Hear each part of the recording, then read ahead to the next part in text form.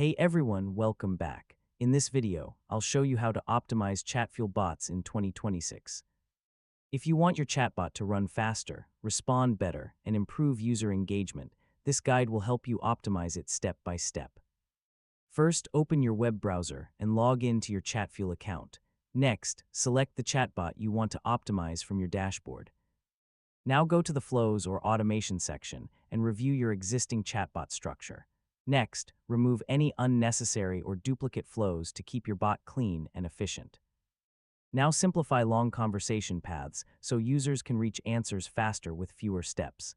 Next, optimize your welcome message by making it clear, short, and engaging.